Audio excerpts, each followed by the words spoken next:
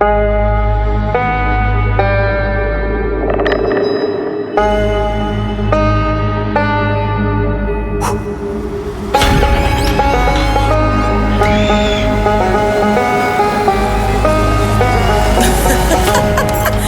you can't trust County. Well, now that we've gotten a little bit of our like Halloween joys out of the way. Oh, I should also say, just in case anybody doesn't know, we are going to have a Halloween night special that is coming out on the 31st. So if you are home, if you're passing out candy and you want to spend an evening listening to CreepTime, we're going to have a brand new episode just for you. And we're also on the Halloween Hub now, officially on Spotify. So thank you, Spotify, for adding us to the Halloween Hub. Make sure to go listen to our episode. And for today's case, Stu, I have a highly requested story. Well, several stories, but a highly requested topic, I should say. It is the very complex and insidious missing 411. Have you heard of this conspiracy before me telling it to you? No, I had not. That's kind of surprising because I don't think this is all too new, actually. But I do have a little bit of the backstory behind it. And then we're going to take a look at 3 prominent missing 411 cases. But to give you like a top line, it is a theory and a string of strange events that kind of suggest that there is something going on within our national parks in the U.S. Does that sound familiar? Well, I feel like that particularly doesn't sound familiar, but I do feel like there's something about national parks where they are like inherently, you feel like you kind of walk in and something could go down. Totally. Like no man's land in a weird way. Because it's so vastly different from the rest of the country that you're in there and you're like, I don't even know how to describe it. Westworld is what's coming to mind, but that's not the right term. But it's like you're contained inside like a special land. So yeah, it does feel like things can go wrong and it's like heavily unmonitored. But this theory kind of stems from decades of thousands of people who have gone missing in national parks under some very eerie circumstances. And this project had investigated a lot of the connecting patterns between these disappearances to suggest that there is something going on that we don't fully know. But before we dive in, I'll just do a quick thank you everybody for stopping by CreepTime, the podcast with Celestine and Stu. We love you for sticking around every week with us to hang out, checking out this episode. Please do make sure that you follow, hit the bell notification so you don't miss the new episodes when they come out on Friday. And you can always leave us a review on Spotify or Apple. And for those of you who continue to spread the word about this podcast, thank you so much from Stu and I. Thank you. Like, even just beyond just introducing the podcast to like their friends, like family, coworkers, it is every time creepers go online and they mention or recommend us on like Reddit or like in the comments on socials, on Insta or in YouTube comments. It introduces us to a whole new group of people, a number of creepers to be, who just come upon these stories and maybe hear stories they've never heard. So if you have a moment today, you know, Stu and I would absolutely appreciate it if you took a second to just comment somewhere, suggest CreepTime somewhere online, to tell somebody why you love to listen. We absolutely thank you and love you for it. And thank you for making this show as special and as inclusive as it is. And Stu, with that, do you have any thank yous? Sorry, I didn't mean to cut you off if you had any thank yous. Well, I did. I'm cracking up because because what I just did to you was very adjacent. I just went, thank you, over the top of you thanking everybody. So I got my thank yous out, but creepers, we love you guys so much. And I feel like the creepers are also growing stronger day by day right now. They are. It is partially the season too. Yeah. We're all like together, like working like cells where we're just getting stronger. We're bonding. Yes. Now that we've got some of the lighter stuff out of the way, Stu, are you ready to feel freaked out about the missing 411 project? I'm ready. Okay. Whew. Now, before we get into it, I'm later on going to give some warnings before I'm going to play something that a lot of you might find disturbing. But I'll give a quick warning now just to let you know that that is coming down the line. So if you're like listening to this in the background, do not be jarred when something comes out of the woodworks here. So here's a little bit of backstory just to give you context about the Missing 411 project. Now, Missing 411, it is a kind of considered a collective project or investigation, or really for some people a conspiracy, as some see it, that has looked into the consistent unsolved mystery that is taking place across North America for those who have gone missing in or near our national parks. So many have referred to the phenomenon as America's boogeyman, to suggest that these are not simply cases of people who are getting lost, but these are people who are being taken while in the parks. Every year, and when I first learned about this, I was shocked. There are a staggering number of disappearances that take place in our national parks, specifically national parks in the US. And while these statistics are mostly public and very shocking, there is kind of an eerie level of disinterest from bodies of government to explore and search for these people, and we don't know why. Now, Missing 411, as a project and investigation, stemmed from a man named David Paulides, I think is how you say his last name. I had it before, like I had played it for myself, but now I'm forgetting it. I think his name is David Paulides. Now, he was a former police officer who had become privy to this unusual consistency of people going missing in these parks, and he started to seek answers. So he eventually left the force to become a full-time investigator after 20 years. This guy worked on he was on the SWAT unit. He worked at the detectives unit. He leaves the force so he can pursue decoding the patterns of this phenomenon and what he classified as the Missing 411 cases. Now, originally, he had noticed patterns and began to kind of come around to the idea that maybe there was something out there, like something kind of like a creature, similar to the legends of Sasquatch hiding in the forest. He wasn't really considering anything else until he was out in one of these parks doing an investigation, and a ranger was talking to him, and they got into a conversation. He talked about his project, and the ranger allegedly kind of broke down and confided in him and said that he was deeply concerned that something was going on across other national parks in the US, from things that he saw, disappearances that he knew of, and he thought something much bigger and grander was happening. So the mystery of these disappearances started to feel even more complex than just a creature that was out there in the woods. The question is, what is going on in these parks? Do you feel unnerved? Does this unnerve you the way it does for me? Because for me, it hits me in the gut. It does, because we have talked about this, the woods, that vast open space. Couldn't stop thinking about it. I'm immediately I'm unsettled immediately. I get freaked out, and I've gone to a good number of national parks. Have you been to many?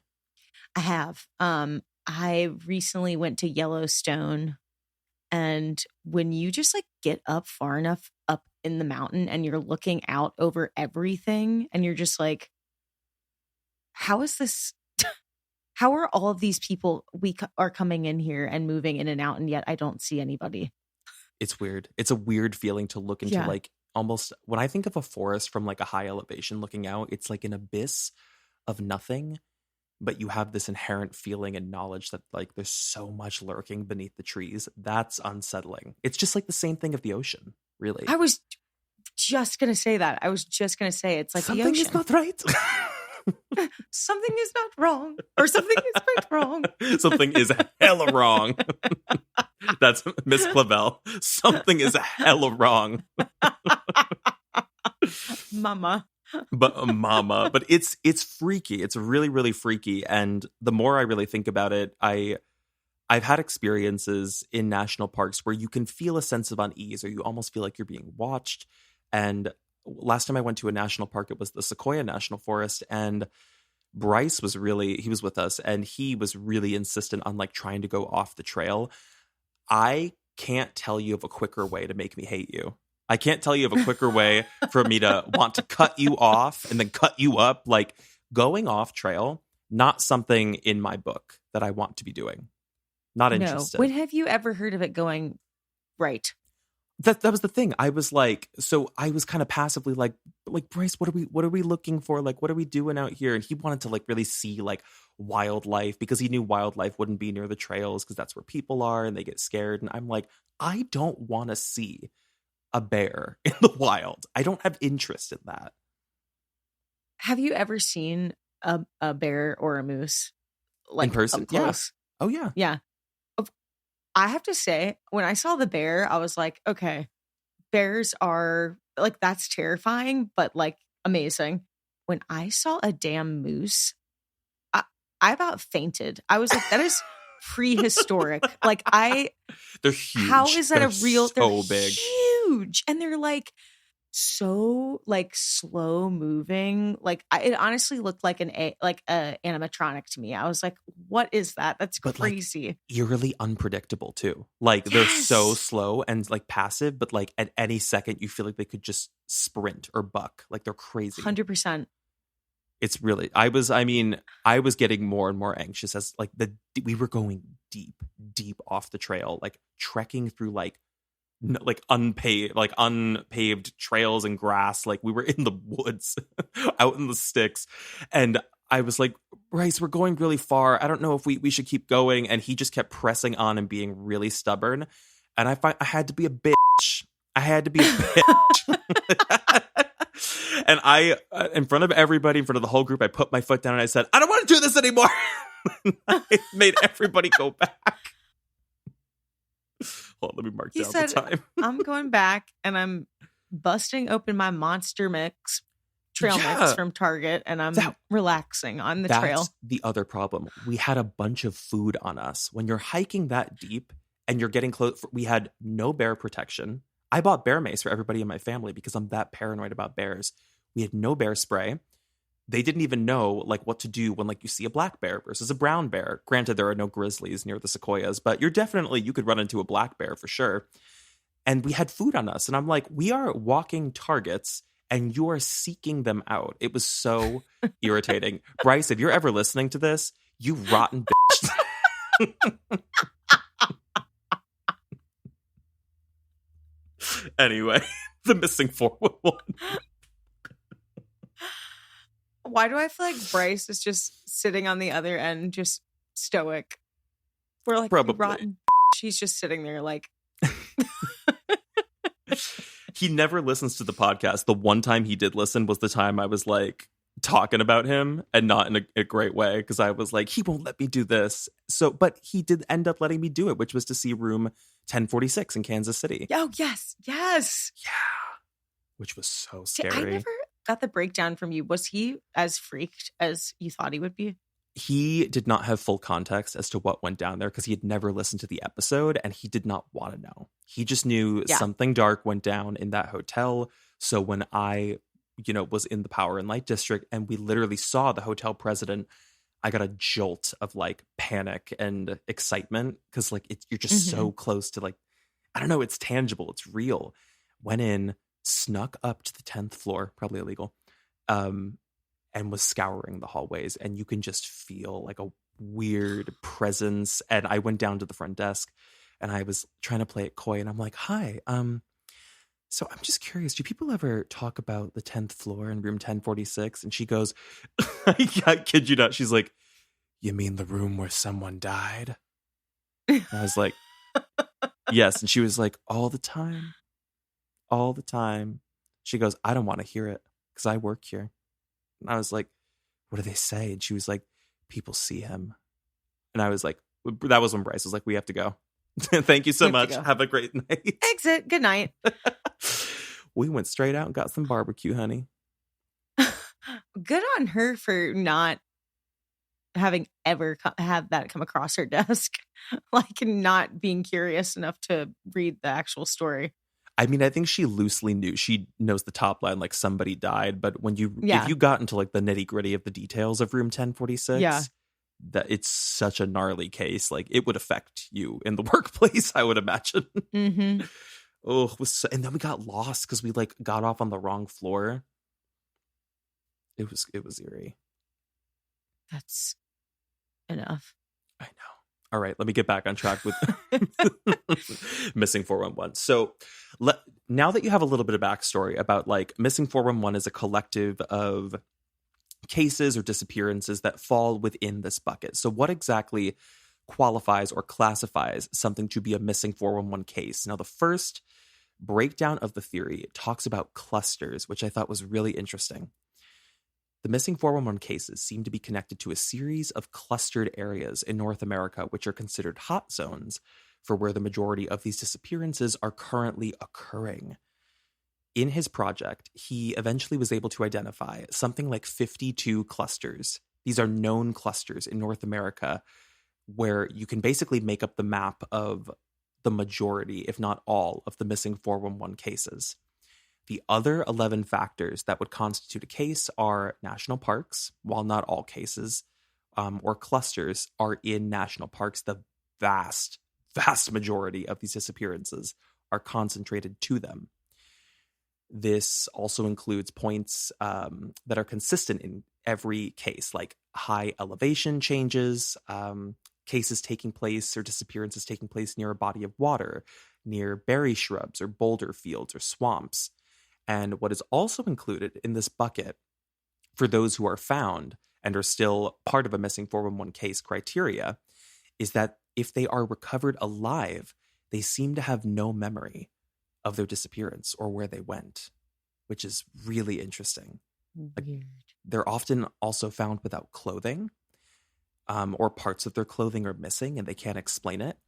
And many times they are found impossible distances away from where they originally went missing, like distances they could not have traveled in like a day or two before being found, tens and tens of miles away. And they can't really explain how they got there, nor do they have any concept of how much time has passed. Isn't that weird? It's like a trance state or something. Yeah, I mean, a lot of people say like you go into like a hypnotic state, or maybe your memory just gets erased, or some people say it's like a portal. Like, people get into all kinds of theories. They're like, this is like alien, or this is I don't know, like phenomenon, like supernatural, I guess you could say. Mm-hmm. That's not really the approach that I'm going to take with these cases that I selected. I think it feels more logical that there is something out there that's taking these people, just from the nature of like how the ones that are killed are actually found. Now, the final component I will say that attributes to a Missing 411 case is that canines who were brought in to help find these people all seem to experience confusion in the field. Something goes off with these dogs where they become very scattered and they can't really pick up a trace on someone, and they start to wander or panic. And just a couple of additional mentions here. Although they're not considered like official criteria of a Missing 411 case, these seem to be kind of consistent in very high numbers, that we see children falling victim to a Missing 411 case. And we also see German people visiting the US who seem to go missing in this way, which is really odd. And there's no explanation for that connection there. That is so odd. Strange. Now, it may seem like these are isolated cases, but the consistency in hitting all of these points and how many cases fall into this category is actually kind of menacing. When we're talking about numbers, Stu, it's like tens of thousands missing under like a Missing 411 category. So they've become part of the project. And literally just since like 2019, I pulled a stat here. Since 2019, there have been an additional 1,200 people, which they think is an underreport, who have disappeared in our national parks and fit the bill to be a part of a Missing 411 case based on the circumstances. That's like hundreds of people every single year concentrated to these 52 clusters that are vanishing, and we have no explanation for where they've gone. We can't find remains most of the time, and we don't have dogs that can pick up their scent. So something feels very, very off here, and it's the consistency of this that's so disturbing. And although there are countless cases of Missing 411s, I wanted to just kind of dive into these select three to get your thoughts on these. But any initial thoughts just on the top line of what this project is. Well, you know what I think about the dogs. The dogs, to me, if the dogs can't pick up where they're going, that's so weird to me. Something ain't right. Something ain't right. There was I something saw it in a was comment thinking. recently. Somebody said something sour in the buttermilk. I think I might have said that last podcast. Did you? I think I might have, because I say that sometimes, like something sour in the buttermilk. I know you've said it on one of the older episodes, and somebody commented it, and they were listening to one of our episodes, and they were like screaming it when we were like, something's not right with this, and she was like, something sour in the buttermilk, baby. Oh my god, that's so. Oh yeah, maybe it was way back, but so they have measured this since when? I'd have to double check on this. I mean, I don't think his project started until he left the force, but once it did start, he ended up back tracing a lot of disappearances through the 20th century and earlier in our national parks, to kind of piece together, how many people actually did go missing under these circumstances and can be bucketed into a missing 411. And there are so many cases, the 70s, the 80s, the 90s, tens of thousands of people. The fact that it's been so consistent is what's without a logical pointing to specific trails in certain parks where it's they're extra dangerous or something. The fact that it's just kind of been happening for years and years and years, and that it's kind of all over the place. There's not one specific element to point to. Yeah, I mean, aside from what you just pointed out, but they're pretty generalized. It's not one trail or one scarier park. Right. It's everywhere. I know what it's also weird to me that in a lot of these cases, nothing is ever found. No remains, no clothing for some of them. They just completely disappear. What is that? I'm looking to you as if you've got an answer. I'm well, Stu, no. What the hell is going on here? I know. You know what's so funny is I was just having a conversation with somebody the other day, and it was between Sasquatch and the Loch Ness Monster. Which one do you think would be more real than the other? Have the greater chance of being real? Mm-hmm. And this person's logic kind of stumped me because they said the Loch Ness Monster because we can't see so much of the ocean and the water that there's a greater chance for Nessie to be hiding somewhere. And that if Sasquatch or the boogeyman were to exist, we can see in the forest, we would have a greater chance. There's more people going into parks that they would see Sasquatch. Well, and I'm or did they get taken? That's why we haven't seen them. Well, what's really interesting about you bringing that up is that one thing, and I'm going to get into it a little bit later, because there's a little paragraph I have about theories about what could logically be going on here. If you would look at a map, and actually I can send you a picture of one of the maps of these, or you can look it up, of the 52 clusters found in North America, and you would compare it to a map of the known cave systems that run under the US. They coincide almost exactly.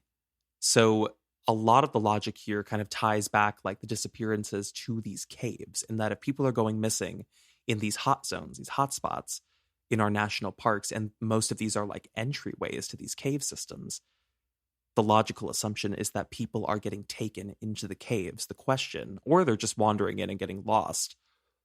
The question would be is, why would so many people wander into a cave they don't know anything about, or what's bringing them into the cave? So that's my evidence for Sasquatch. I think Sasquatch seems more plausible to me than Nessie. I kind of thought the same thing. I want to believe.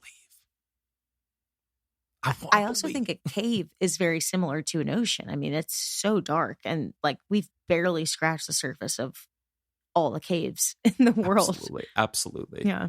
Caves do change too over time. I mean, caves shift and new passageways close, passageways open, things change. And these are vast systems I'm talking about. So yeah, it's impossible to imagine that all of these caves have been explored. They simply haven't.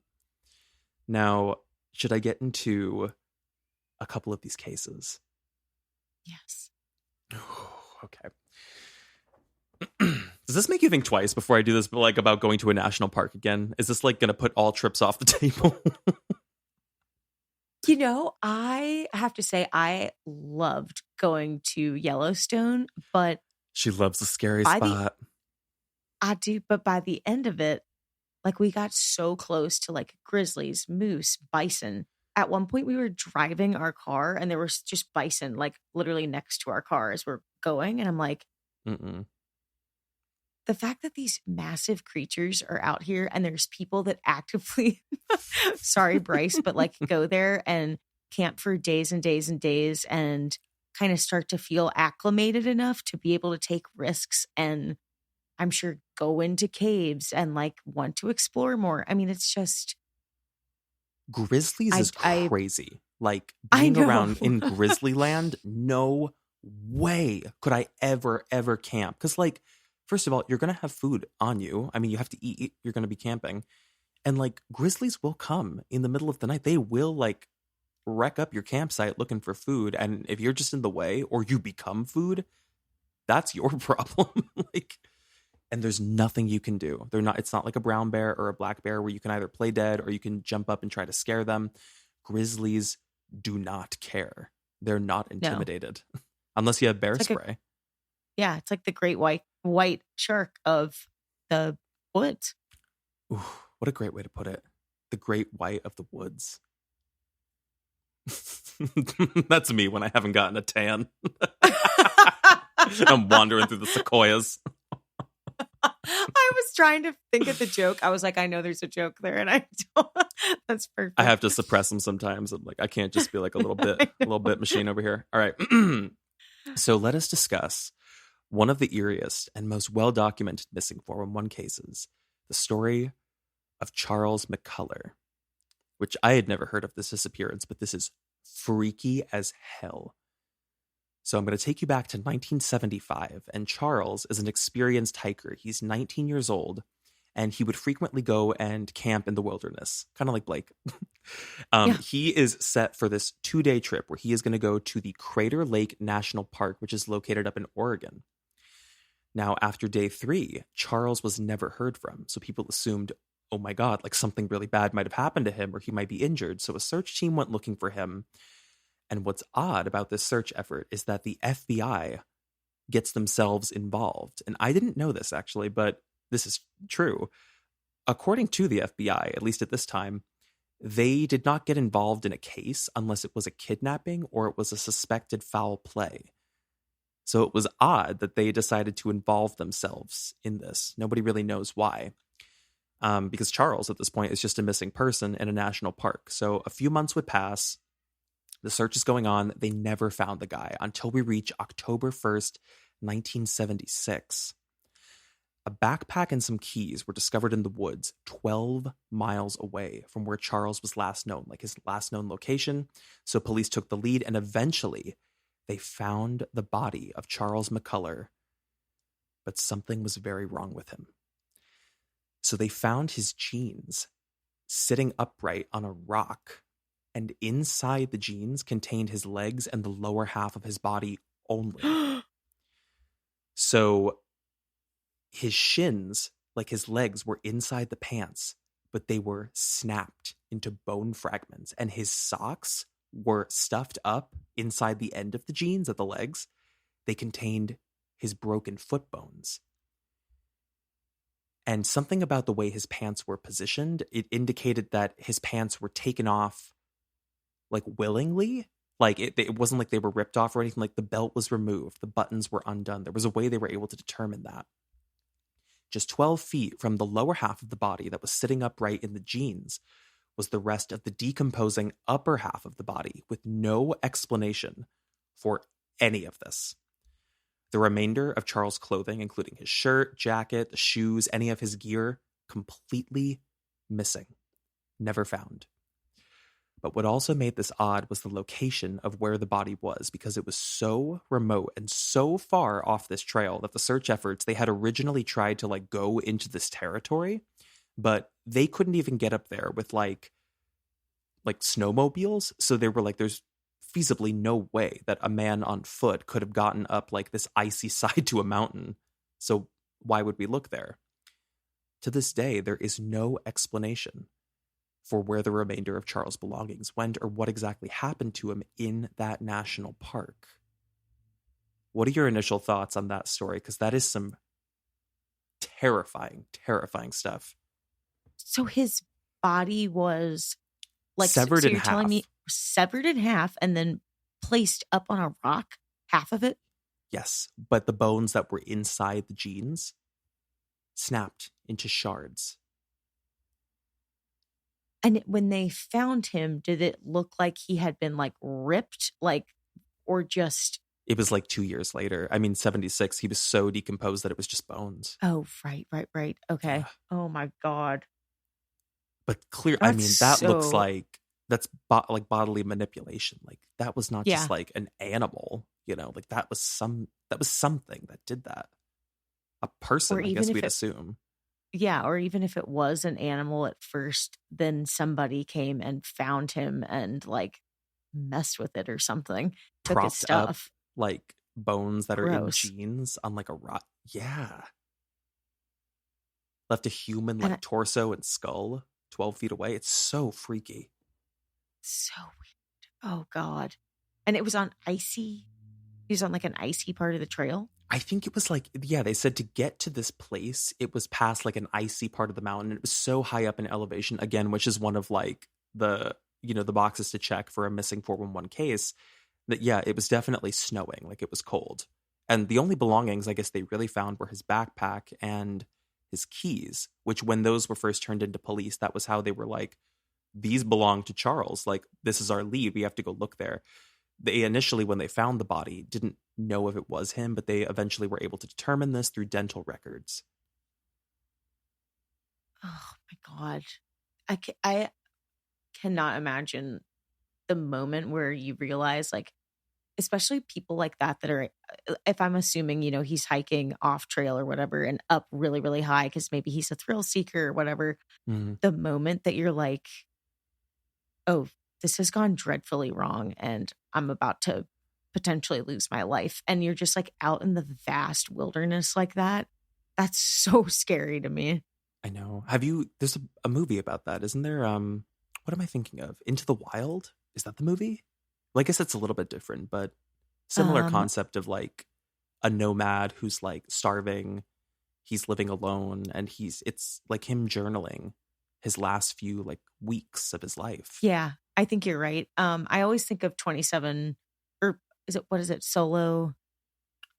Free Solo. Oh, is it the one where he gets stuck between the rocks? The one where he gets stuck and he has to cut off his arm.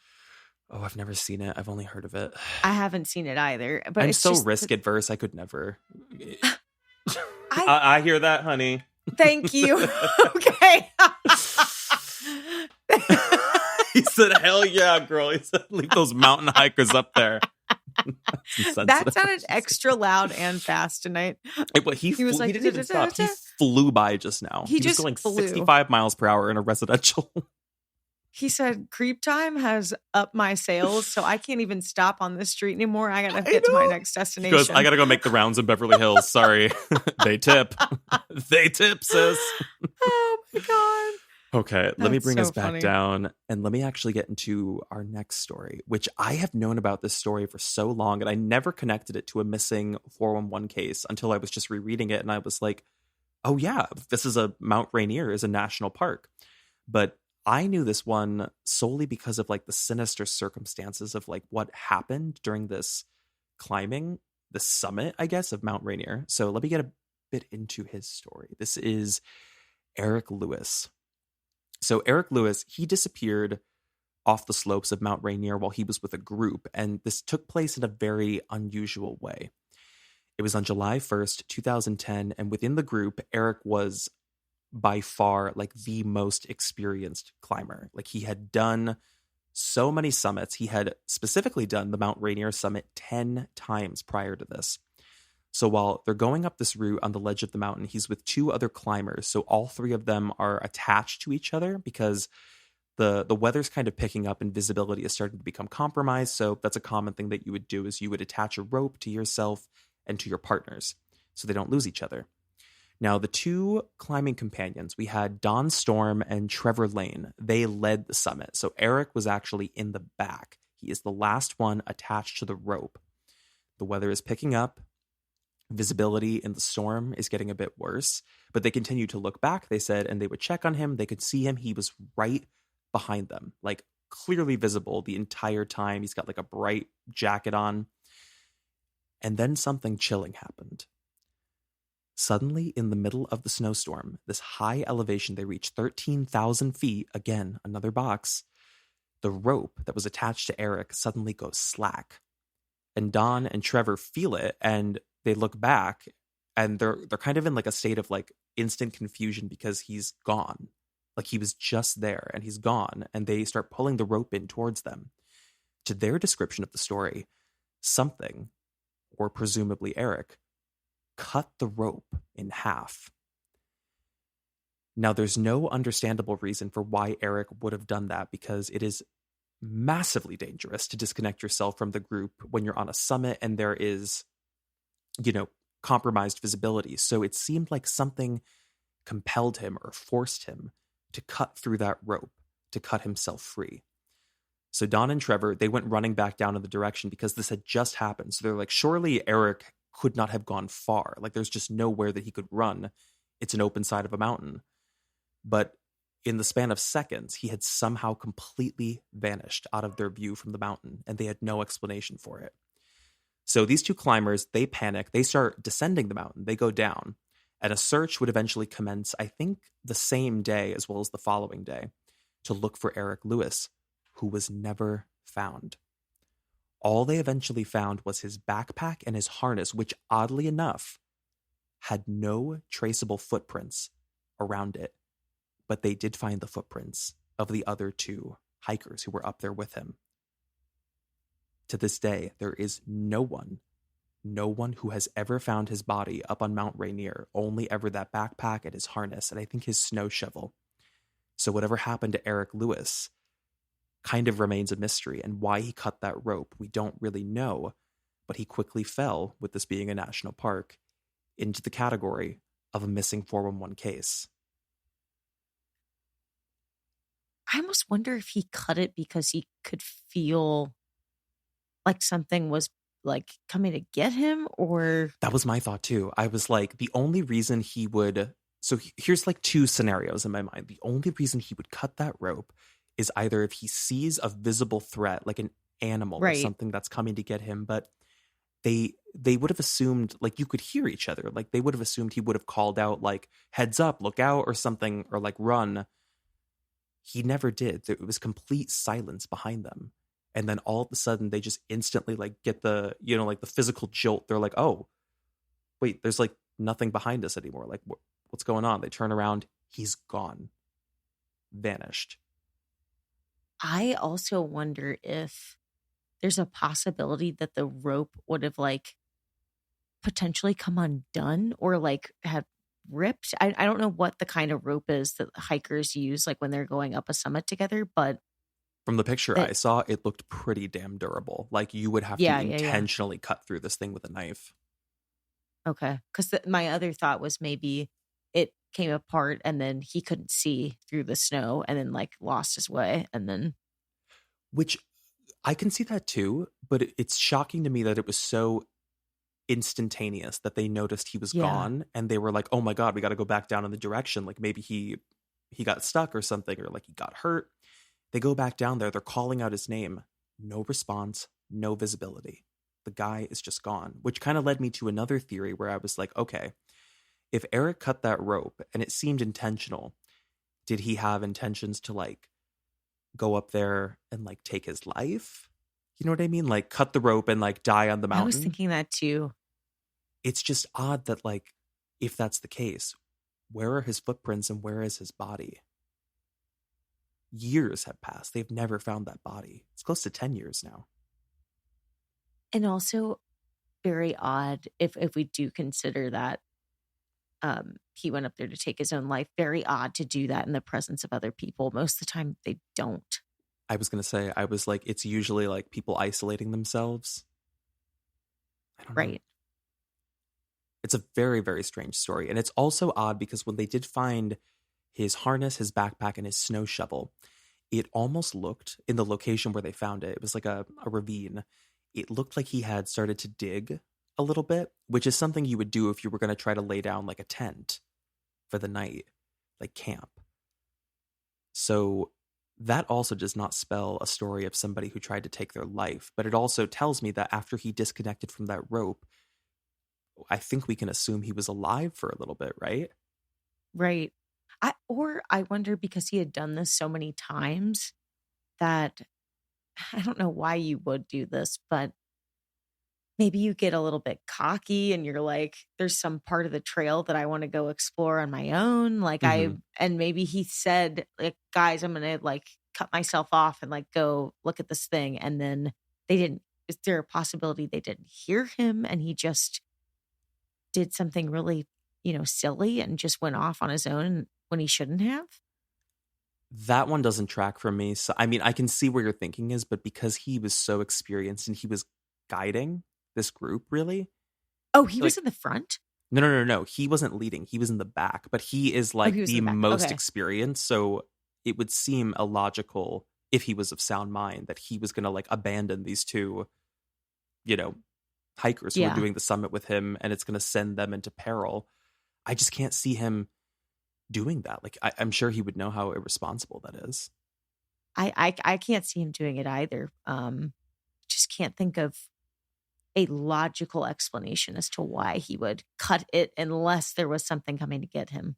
What I can tell you is that where the backpack and the harness were found and the shovel, it was at the bottom of a ravine on the mountain, but it was very close to an open cave, which allegedly, when they did search, they went as deep as they could into the cave, and they never found any evidence that he had gone in there, like no footprints. They didn't find a body, but that is something to know if we're looking at this through the lens of Missing 411, right by a cave.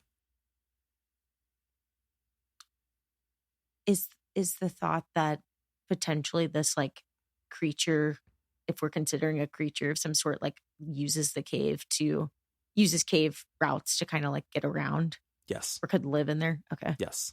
Uses cave, like underground cave routes, a system. And a lot of people don't believe it's just one creature. A lot of people think about like a whole collection of things in there, but they don't refer to them as creatures. They refer to them as like feral humans. Like there is an underground group of feral humans that live beneath the cave systems in the US, and they take the opportunity when people are roaming on these like remote passages through national parks to take them for whatever reason. Listen, Sasquatch, scary. Feral humans, death. That's death. So scary. Crying. Humans, tears. Crying. Pigs. Pig mask. Pig mask. It's the pig mask in the window. When we play this final recording in the next story, you're going to cry, sis. Oh, God. You're going to cry. It's really, really, really dark. Which I guess, let me see. So let's just first discuss this other case. I guess this would be the final case in the 411 arsenal that I've chosen. Now, I find this to be one of the most disturbing stories that I've seen across any of the missing 411 stories that I've looked at, and I've scoured. I've looked on Reddit. I've looked left and right on the internet. The story of what happened to Henry McCabe, I cannot explain. And it is truly unlike anything that I have come across since I've started covering these cases. And this is the warning that I'm going to give. I will warn those who are listening that the following story is disturbing, and there will be an audio clip that is played detailing the last known minutes of what we believe happened to Henry McCabe. It's a voicemail. So to give you some backstory before I play it, in 2015, Henry McCabe, he was a 32-year-old father of 2 daughters. He was married to his wife, Corrine. He worked as an auditor in Minnesota, had a very normal job, very upstanding guy. And then something very horrific took place that we still don't fully understand to this day. So while Henry's family, they were out of town, they were on a trip in California, he and his friends attended a nightclub in Spring Lake Park. And they were, having a good night, really good time. They're drinking, they're partying. And this was on the night of September 6th, 2015. After 2 a.m., when they left this club, Henry asked his friends, I think there were two of them in the car, to drop him off at a gas station. He was very intoxicated, and for whatever reason, the friends agreed. And there is security footage, I think eventually, of the friend dropping him off at the supposed time, 2 a.m. at the gas station, before Henry gets out and then kind of disappears out of view. Exactly 28 minutes later, after he was dropped off and seen on camera, Henry McCabe called his wife at 2:28 a.m., screaming over the phone, saying, "I've been shot." And then there was an unintelligible and like horrific grunting sound, and then the call disconnected. She is completely in shock and bewildered and terrified. So she's trying to get in touch with him. She's trying to call his brother, like trying to call for help. So while she's on the phone, he calls again, and it goes to voicemail, which is where we get this 2-minute voicemail, which is the last known audio of Henry McCabe. And it has gone down in history with unsolved cases as one of the most chilling ever heard. It is 2 minutes. I'll tell you a little bit about what you're going to hear. It is 2 minutes of what is believed to be Henry shouting and speaking kind of unintelligibly towards someone. Nobody can really tell what he's saying. There are a few words. The audio, they've tried to enhance it multiple times. There's a few words and phrases we think we can make out. Something that says, "I'm not going in there, it's dark," which sent a gut-wrenching feeling down to my stomach. "I'm not going in there, it's dark." And it is mixed with these extreme wails of pain and cries and the sound of something growling in the background. Although there is no animal expert that has ever been able to identify what this is on this recording. At the very end of the voicemail, it's believed that you can hear Henry say, "Stop it," before the voicemail completely cuts out.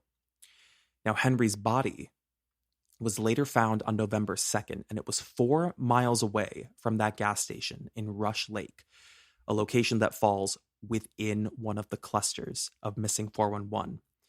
To the examiner's shock, despite his calls of distress and his clear indications that he was screaming in pain, claiming he was shot and yelling at someone or something, his body had 0 injuries. There were no wounds, and there was no evidence, no marking evidence of a struggle or a fight on his body or his clothing. And ultimately, after an autopsy, they determined he drowned. Police were able to eventually rule out the friends and anyone who was connected to him. They couldn't find any connection to this, and there was nothing to explain what happened to him. And the reason this gets included in Missing 411 is because of the sounds of the growling in the background. So I am going to play for you the final voicemail of Henry McCabe. And this is really difficult to find on the internet because the news has only ever released snippets of it. So somebody compiled all of the snippets together to create the original voicemail, and it's been enhanced. These are the last 2 minutes of what is known of his final hour. And this is the final warning, creepers. It is a chilling audio clip, and it will disturb some people. So please be cautious when deciding whether or not you do want to hear this. All right.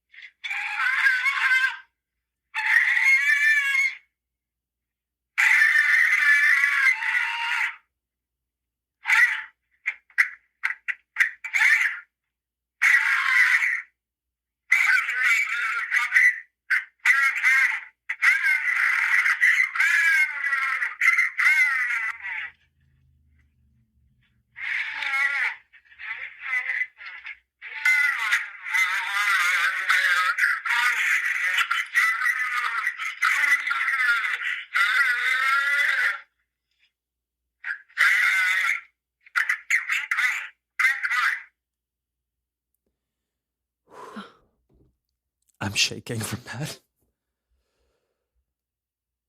I am like trying to even make out like what I think was the animal and what was him. Any of the voices, it's confirmed that most of the voices that sound like a person talking, that's him. And then it gets intermixed with like what we think are his screams. And then there is something in the background that is like, it's making a sound that's not human. It's growling, or it's some kind of like I don't even know. It almost sounds like a bear's growl, but I thought the same thing. I was like, that sounds like a bear. He has no injuries. Found with no injuries, no sign of struggle. Drown. That's crazy to me, because the ending of that sounds like somebody that just got like mutilated and is laying there in pain going, like just agony, trying to fight through the pain. Yeah, whereas at the beginning it sounded more like he was talking. Something attacked. Yeah. Well, he was talking in the beginning. He was talking. He says at like second 14 in that voicemail, he says something like, I got to get the actual like quote that somebody decoded it as, but it's something like, I'm not going in there. Oh yeah, I'm not going in there where no one can see, which I immediately, after reading all of this research, I was like thinking, the cave. Mm-hmm. The cave. I'm not going in there where no one can see. The cave. Oh, it's so damn chilling. So at the beginning, this is not him. This isn't him on the phone with his wife. Like she's on the other line, or this is just no. This is a voicemail. Yeah. So he had already. Here's the thing: is like there was a call before this voicemail where he said, "I've been shot," and then was like screaming, and she was like, "What do you mean you've been shot? Like who's with you? Who's with you?" And it's like unintelligible. Like he's incoherent. Now I'm starting to buy the whole creature thing. It's just such a strange thing to think of. It's odd in and of itself. It's even stranger that this happened 4 miles away from where he was last seen on camera, which happened 28 minutes after he was seen and dropped off. Like that's a lot of ground to cover, I guess. And like 28 minutes before this call, the second call comes in. So he was actually there earlier. I'm going to assume like 26, 27 minutes. How do we explain that? Not a single injury on his body.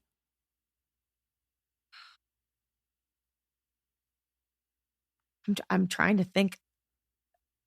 Maybe he was, I know he had been heavily intoxicated. Could he have been sort of hallucinating something shooting him if there was no injury found on him? And then they eventually do a tox screen. I don't think they came back with any illicit drugs. It was just alcohol. He had been drinking. All of his friends had been drinking. Yeah. But hallucinating from alcohol isn't terribly common. But I just don't know why he would say he was shot. I don't know that either. I'm perplexed by him saying I've been shot. And I'm perplexed by whatever that was making that noise in that background. Because it sounds like a bear, but I almost don't think so. And he's like talking to it, which is weird. Yeah. You know, he's like yelling in pain and then talking to it. And like, he's responding to something, saying like, I'm not going in there where no one can see. Like that, you would never say that to an animal. You know what I mean? Like, I just don't understand what he's this being is. Like demanded to do something. He's talking to a person, or what he thinks is a person. That's what's terrifying to me. And do you know where they found the body? It was in the lake. It was just in the lake. Okay. In the lake. It wasn't like in a cave in a body of water or something. It was. Well, that is the other criteria, is that these cases often do happen. One of the boxes is next to a body of water. And the zone where it happened is one of the zones in Minnesota. It's one of the clusters. That's so weird. It really is. His case, it is chilling, and it resurrected a lot of these feelings and these debates just about the possible connection to the missing 411 and those unexplained noises that you heard in the background. because nobody knows if that was an animal, which animal that could be. But the most disturbing, like I said, and you had mentioned before, is that he claims he was shot. And if he wasn't, we have to assume that maybe he was just so gravely injured and he was confused that he thought he was shot. And yet we have no evidence of an injury. So for a lot of people, that has pushed something further into the realm of like phenomenon, like paranormal or supernatural kind of experience. Maybe it's a little Nahanni Valley. I didn't even actually conflate the two, but this is very similar. It was kind of reminding me of like something like Stranger Things, like a Demogorgon kind of creature, something that just lures you and then just like destroys you in some way, like mentally and then physically. Like it's just very, very bizarre that he clearly personified whatever it was that was there. Oh God, that just gave me chills. I hate that voicemail. I mean, I hope his family, and I know they have listened to it, I hope they don't have to listen to that very often. And I know that people probe it and they reference it a lot because this is a case that like is desperate for answers. Like this is one that I would need to see a solve for. I need to know some logical explanation for how we explain that voicemail coming 27, 28 minutes after he's seen on camera 4 miles from this location. The thing about that voicemail that's really resonating with me is that he clearly at the end is like still trying to fight and stay alive. Yeah. Like whatever it was didn't totally take him down yet. But he sounds like he's in full physical pain. It sounds like he's like been bitten or something. Yeah, like he's getting clawed at. He's like, it sounds like a bear attack. This is what I could imagine a bear attack sounds like if you were on the phone. Nothing. Accidental drowning. That's so weird. There's virtually no explanation for it, but that was the final missing 411 case that I had. So I guess the question is, what do we think all of this could be? And I don't really have a group of theories here, but I'll just kind of give you my top line paragraph. I mean, what feels the most logical if we're talking about this in the sense of the clusters, and since they run in tandem with one of the largest underground cave systems, it does feel like if there is something out there, it is hiding in the cave systems around North America. It is coming out when it is opportune to do so, when it sees someone prey that it can take. The question is, what is it and why does it want people? So many people have been lost to these caves. And there's also theories. I mean, we can go back to Sasquatch. People talk about skinwalkers, all of these things.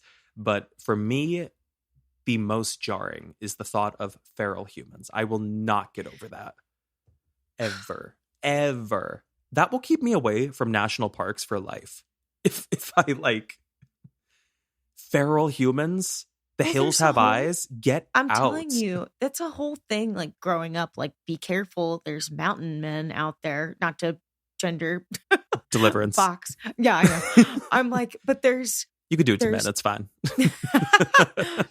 Like that's a whole thing, because I do think when you're that isolated for an extended amount of time, you do start to lose touch with reality and the structure of social life. Like I can't think about that. That's so scary to think about, coming across like a thing that looks human is a human. It's happening. I'm crying. And they're like popping out of a cave and hunting you. But what's even crazier is like, how do we explain all the other phenomenons that are connected to this, of people who like don't remember what the hell happened to them? Like what is that? What is going on? Somebody answer the missing 411 mystery for me.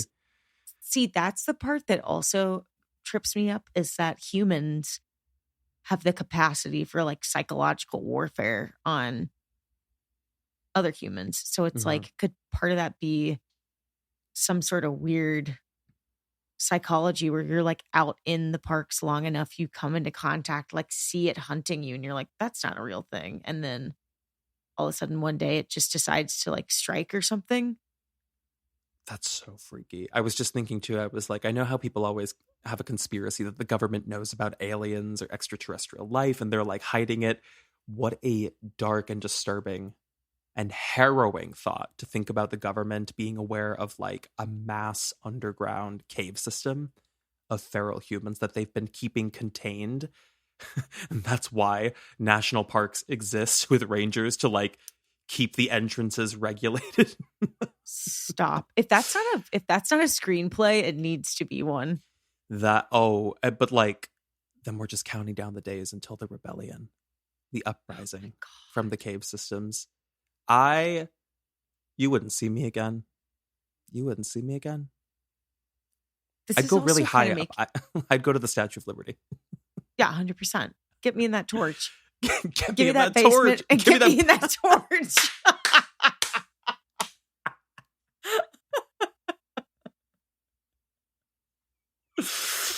Oh my God. It's so scary. It's kind of reminding me of I just watched for the first time this past weekend Resident Evil. Have you ever seen Resident Evil? And it's long time ago. Long time ago. But like that whole underground, Raccoon City or whatever, that's like meant for a certain echelon of people to like stay alive. That it's weird to think all of this comes from somewhere. All these thoughts come from somewhere, from There's rumors always a kernel and lore, of the truth. and yes. So it's just, I don't think it's impossible. I don't. I mean, well, we're kind of running on fumes here, like thinking about how we could explain some of what is unexplainable here, but that is really as far as we can go with the information we have. And I would say the closest thing that we have to proof here that something is going on are that these statistics continue to skyrocket around the disappearances and the mysterious deaths taking place in or near our national parks. So the question is, what do we make of it? And will we go camping? Have we not already established? In my mind, I was thinking, do not pull your Outward Bound card. Do not pull it. But all I could think about You're was biting your lip, quivering, trying not to say quivering. When we had to put all the food up in the bear trap, put the bear lock, every night. The bear lock or the bear. Yeah. We would literally roll it up into the trees. You have to. In the sequoias, they have those locks, those like lockers everywhere, and they have a sign that says like how many days have passed since we've had a bear break in. Every time I've gone, been like 3 or 4 times, I've never seen it more than one. No. A bear break in? Get out. Goodbye. Outward Bound stories. Yeah, we can't go camping after this. I think we've ruined camping for a lot of people, and we're probably going to get a letter from, I don't know, who runs the national parks. And be like, misinformation is a dangerous thing. I try to go to Rock Creek Park this weekend, and it's just, they know me, and they just block me out. I can't come in. Oh, we're on a list for sure. Like trying to get a national park pass, not a chance. But just like camping overnight in a national park, I don't have the interest. One, before this whole story about the underbelly of the feral humans, it's just too remote for me. Like if I'm going to a campground, I've got to have like a lake nearby that's got like a little section roped off where we can swim. I've got to have a convenience store, other campers literally 5 feet away from me on my campsite. Like I need people. I don't need to be in the forest. I also just need to be able to get out fast. Like if something were to go awry, I need to be able to get out fast. Like, and Sequoias takes an hour to get down the mountain. Yes. I mean, people go in and like your trail starts and you kind of can't deviate from your path once you start. So that's what freaks me out about it. Going into these big national parks with the big trails that people, plan for months how they're going to get around. Like, Yeah, I mean, some are more manageable than others, and some are just so incredibly vast that, like, and I know, like, I think it's Yosemite that's really, really common for these experiences. What people talk about, they talk about hearing like screams and wails, kind of similar to the sounds you heard in that voicemail, through the forest, like as the sun is going down. That's another like trend in this. A lot of people talk about like sundown being a thing, and like these things can't be in the sun, which, if you remember, is a direct correlation to the Nahanni Valley. That like sundown, you have to like stay put and like anchor down because you will see things in the woods. Totally. I mean, if it's any sort of animalistic, even if it's like a cross between a human and an animal, I mean, no chance it's going to be out in the daylight. It's got to, if it's feeding time, it's got to be when its prey is vulnerable. Yes. Oh, you're making this even worse. It already got me at like a 10 in terms of scary, and you're making it even scarier. I'm like, I've seen one on Outward Bound. Stop. And with that, creepers, this is just, I should just say, this is us scratching the surface for Missing 411. Like, this could be like a 10-part series, because the cases, the mysteries are like endless on this. But I really do think of all of the ones that I came across, the Henry McCabe one is by far the most unnerving. Oh, absolutely. Well, if this is any precursor to what's going to come on Halloween, make sure that you guys tune in on October 31st, because we are going to have a jam-packed episode that is going to make y'all shit a brick, for lack of a better term. 111, what are we at? I'm like, that came at this is now our thing. We just bookend our episodes with, because it's easy for the editing. Yeah. It's easy for me pulling up my notes again. Back to back. And with that, creepers, we are going to catch you next week for another episode in addition to the Halloween special. So we hope that you'll stick around. Before you leave, make sure that you're following the podcast. Make sure that you spread the word about CreepTime, and we will say goodbye and good luck.